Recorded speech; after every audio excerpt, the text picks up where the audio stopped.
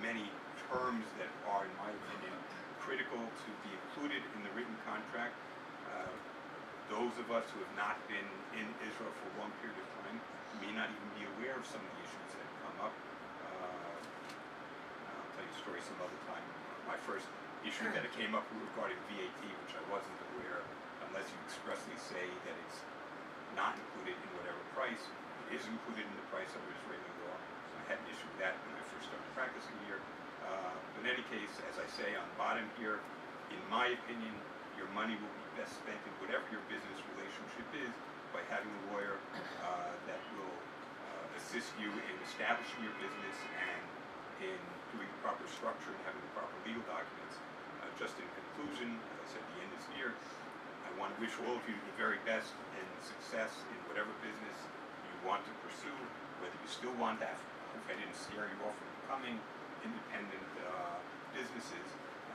Even if you do, I wish you success to stay as employees. But if you go out and start your own businesses, Israel is the mecca of the startup community in the world, not just in high tech, but in other areas as well.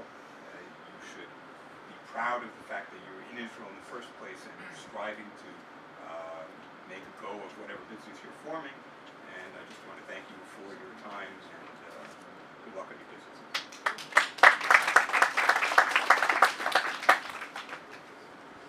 I wanted to shout out to Russell. I think that Russell offers volunteer here since 2002, very early on in the game. And on a regular basis when I get calls either about leases or about, oh my God, I have a contract issue, or about I'm brand new land, I think I'm being taken advantage of. He has always been very gracious and very, very helpful to every single one of you. So thank you very, very much. Absolutely. Thank you very much, Russell. As I mentioned, there's a sign-up sheet in the back so we can know exactly who is here. Nefesh B'Nefesh will not send you anything not related to this particular session unless you specifically ask for. So, I'm sure that Russell said things that are familiar, that are spark some interest, as well as from time to time Russell will send out updates, newsletters, or pages of updates relating to important, whether it's employment law. I personally get his updates, and I suggest that actually you guys should do it. But you will not get it unless you actually check the box. With that said, just some very small points for things that he mentioned. Again, our purpose here is to try and impart the knowledge so that you're over that initial hurdle of, okay, at least now I know what questions to ask. I know which experts to turn to. So first of all, as advertised, we're talking about Israel and the tax ramifications only for the United States. The experts, including myself, are only familiar with the United States. Europe is definitely an important area to speak to, but unfortunately, at least here, no one is an expert in that particular field. Excuse me. There are various costs of opening up legal structures here in the country. One of the things you have to notice is that you may or may not have to register with the appropriate registrar, whether that's the company, corporations, partnerships. You also have to open up what's called a file with Mas Haknasa, or MAM. Again, I don't want to go into that so much. And even the accounts over here are really more on the American side of things. But it's important to realize just in terms of, and this is kind of some of the ways that I've seen this with my own clients that I help, if you are paying for an account because you're taking that next additional step, to either be a corporation, a company, they'll generally do it for you. Because you're already paying them money, they will go to the various MAM, which is VAT, Mas Haknasa, which is income tax, and open the files for you as opposed to you having to run around. Because again, you're entering into a long-term relationship with them. As opposed to if you're an Atzmai, a sole proprietor, because you're not really paying them except for once a year when you stop by their office, generally speaking, you'll have to do the legwork all by yourself. It can cost a pretty penny, about 2,600 shekel to open up as a company. There's also yearly renewal fees. It's about 1,500 shekel. So myself, when I called up Mas Haknasa last year, it was about 2 weeks before the end of 2014, and I said, if I register now, in 2 weeks from now, am I going to have to pay the renewal rate? Because again, I'm paying 2,600 shekel now in December, and she responds, oh no, you don't have to pay it, come January 1st. You can wait till December 2015 to pay it. In essence, I waited. I didn't want to register with 2 weeks left to the year, pay 2,600 shekel, only 2 weeks later to pay an additional 1,500. However, I did use that time wisely to start marketing my business. Just because you don't officially open and you can't give out receipts, it doesn't mean you can't actually start doing work. When you're by yourself, it is a much simpler game. Should I be a sole proprietor? Should I not be a sole proprietor? I am a company for reasons that Jeffrey and David will go into. When you are going into a long-term relationship, I cannot overemphasize the importance to get proper legal counsel. With my clients, right, the general theme is you plan for the worst and hope for the best. And I can't tell you how many clients I've worked with which have, best of friends, whatever it might be, things start to turn sour. Keep that in mind. A lot of the things that Russell had mentioned, really important to get the proper advice to do so. And again, nonprofits, it's a whole issue about how you want to register. Do you want to register as your own nonprofit, perhaps work with a parent nonprofit? Those are marketing questions and not just legal questions. Maybe we'll actually have something separate. I mean, we're going to be talking about at the end of the 6th session, but it's a much more complicated issue. And without further ado, I'd actually like to introduce our next speaker. Nurkin CPA is comprised of two leaders in their field, both Jeffrey, who is the CPA, as well as David, who is involved in many of the business development aspects and client service aspects. There is no business that I know today which the two aspects of legal and business development, and in this particular case also accounting and business development, aren't intertwined to a very high degree. And therefore, as we're sort of planning how to grow our business, we also have to be thinking about the tax implications every step of the way. The story of Nurkin CPA is also a great story in terms of for how we as Olim want to also envision our business. When Jeffrey first came here, he was working still for his company abroad, even traveling back from time to time, eventually getting more and more his feet wet in terms of the clients on this side of the ocean, something which many of us are contemplating as we develop our own lives here in Israel and how we transfer our businesses and our expertise over from one side of the ocean to this side. And as of the last about 5 years or so, Nurkin CPA is most of his clients are here in this side of the ocean here in Israel. Without further ado, I'd like to invite David to speak.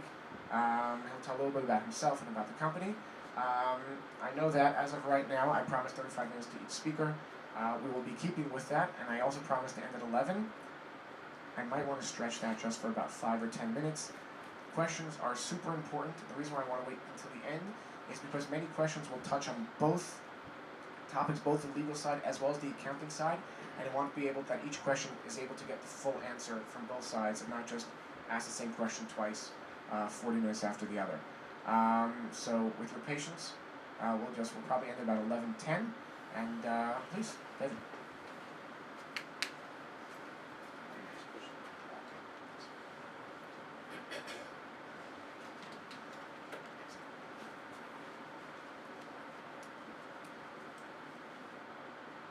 Good morning, ladies and gentlemen. My name is David Bachok, and my partner is Jeffrey Nurkin, and we would like to thank Shui and Rachel for this opportunity to be here today. Okay, so as advertised, the topic is whether you're a first-time entrepreneur or a veteran running businesses on both sides of the ocean. We want to examine how your Israeli entity can affect your American filings, taxes, Social Security, and more. We are, again, a little bit about Nurkin CPA. Operating since 2003. As Shui mentioned, most of our clients are here, but we're a worldwide organization. We actually love our clients who live here, have moved to the States, mainly in the high-tech field, and are continuing to be over in the States and reporting from California, New York, or wherever they might be, and we do the services worldwide. Nurkin CPA, as you can see here, these are the various different services we provide. Our motto is to really provide excellent service at reasonable prices. I wanted to add, as business owners potentially, by the way, by show of hands, who's here 1 year, Olim less than 1 year, 3 years, 5 years? Okay, great. And how many of you might be business owners? Oh, wow. Okay, good, great. Okay, all right, terrific. I just wanted to add, We joined an organization called BNI. I don't know if any of you know the organization. It's Business Networking International.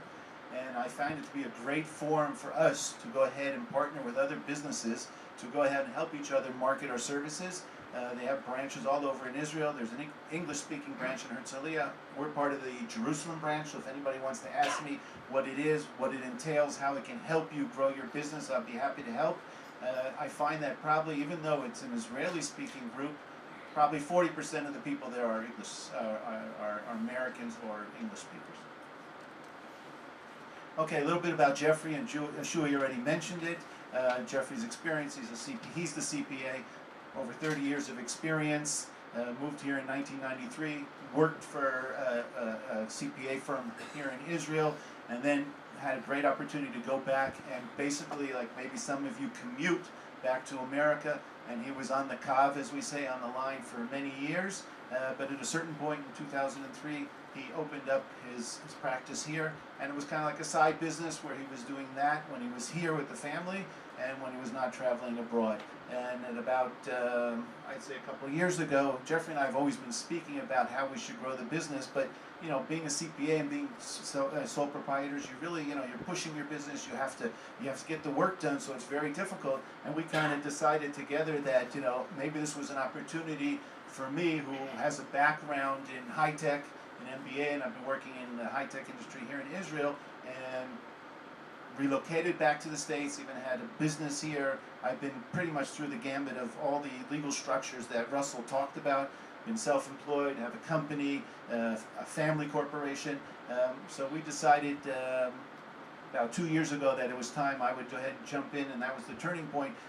Jeffrey does the CPA, he runs the tax division, and I handle all the clients, the technology, the business development side of the business, and we find it's a good match. And it might be, if anybody wants to discuss with us the, you know, that kind of setup, we'd be happy to give and discuss it with you. And by the way, another motto of Nurkin CPA is we're generally available, and we don't nickel and dime. You call us, we'll give you advice, and certainly Olim will be happy to if you call us.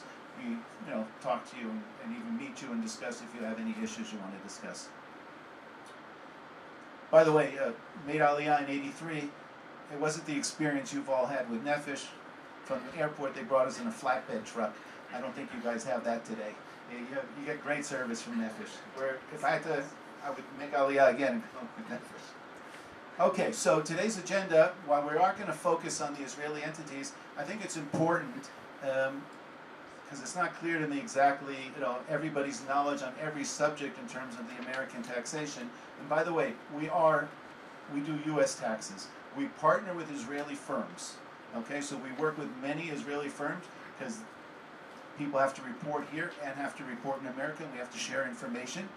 Anybody who has any earnings in the States and reports here has to report that here as well, and vice versa. So we work jointly with firms, but we're not the experts on Israeli taxes. I just want to make that clear. We understand a lot of it, but specific Israeli taxation, you would have to ask your Israeli accountant. Okay, so just a little bit, I just want to get everybody on the same board. First of all, just so you know, all worldwide income must be reported. Even though you live here and you're not in the States, you have to report all your worldwide income to America. So, for example, the question about Europe, yes, we have clients who might have investments in Switzerland, for example. That income would need to be reported just like your income from Israel and income you make in the United States. Okay, the opportunities for Olim, or people living abroad outside the United States, America gives you a lot of exemptions, for example. So, if you didn't have children, okay, and you're not looking to get the $1,000 child credit per child, and a lot of people are getting that credit. By the way, some people thought that was canceled when you move out of the United States. That's not the case. You're still entitled to $1,000 child credit. So, you, for example, if you didn't have children, you can exclude your income up to $100,000, for example, here in Israel on your tax form when you report to America, and you wouldn't have to pay taxes. Okay, so there are a lot of benefits of living here and maybe not having to have to pay taxes or even less taxes. Most people do not end up paying taxes in America. It really depends on an individual basis. By the way, if you were to, for example, continue to have your you have an exemption up to 10 years for moving here from America. If you were to continue running your businesses in America and not even set up anything here, you might enjoy these benefits of these exemptions, and you'd be looking at lowering your taxes in America as well, and you can discuss that with us afterwards.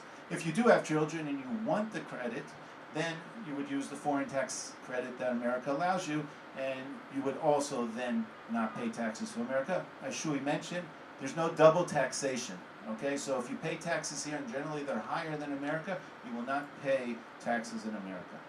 Some of the things you need to know within the framework of Israeli entities, for example, Russell mentioned you might set up a company. You need to know that you have additional requirements of filing in America. Some of these are just straightforward reporting and no tax ramifications, but you have to fill out additional forms. For example, a company has to fill out a 5471 if you own 10% or more of the company. I do know there are sessions on FBARs and FATCAs. Most people familiar with FBARs and FATCAs here?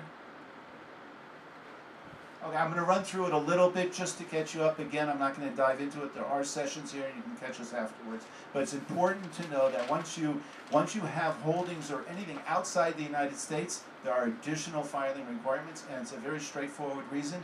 When you have a bank account in the States or your investments, they have your Social Security number. So they know exactly what you've earned, and it's reported to the IRS. When you live abroad, they don't have that information at all, and they're looking for your worldwide income and to make sure that you're reporting it. Okay, some other things just to touch on. There's a tax treaty between the U.S. and Israel. So that means, for example, people who might have, some people don't know this, if you have Social Security in America, okay, and you're getting it here, okay, there's a treaty with Israel. That's not taxed in America. Okay, so some people didn't know that. You could amend your returns if you didn't know that. One thing to know. Other things that are going on are the banks. Many of you might be opening bank accounts and doing some other transactions. The banks have to go ahead and check and see if you're an American citizen. If you are, you're going to be asked to fill out this W-9 form, okay, and you're going to sign that you're an American. You're going to give them your Social Security number. That information will be passed on to the United States.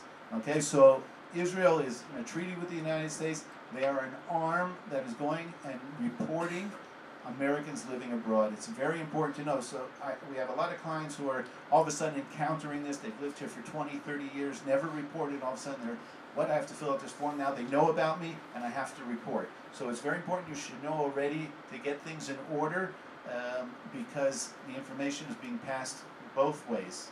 Okay, so if you're here and you're even reporting in Israel, information is being reported from America to the Israeli authorities as well.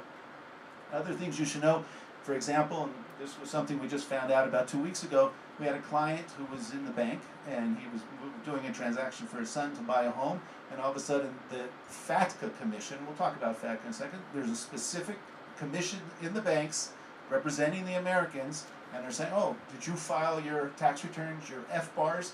We'd like to see them. So this is something that was very new to us as well, and something you need to know. Okay, so it's very important that you are aware of all the things that you must do being on this side of the ocean. For other things, there are things that are tax exempt here in Israel. A provident fund, something they call a Keren Ishtamut you might have. It's important to know that if you want to withdraw that money, here you will not pay taxes. But that's something you will pay taxes on in America. Okay? Something you might not have known. So it's very important to talk to a tax consultant and see how you can lower your potential tax that you might owe in America, if at all, by simply, for example, you might pull it out in December one year and January the next year. You split it over 2 years, and that's a way to potentially get rid of any tax or pay a minimal amount. Pension, for example, we had a customer who never in the States, lived here her whole life. She pulled out her entire pension, 400,000 shekels. She didn't have to pay taxes here. She came to us. She wanted to come clean, a streamline where she wanted to start filing in America. She owed $30,000, $40,000 for pulling out that money. She didn't know. So it's important to get, like Shui said and Russell, just get the information from the experts before you do anything, because there are ramifications, tax and legal as well. Okay, just touching on the FBAR, it's a report of all your accounts outside of the United States. We all have bank accounts. We all have maybe potentially Karen Ishtamut, pensions we set up, Gemmel accounts, insurance that has a payout. If you have $10,000 or more in any of these, all of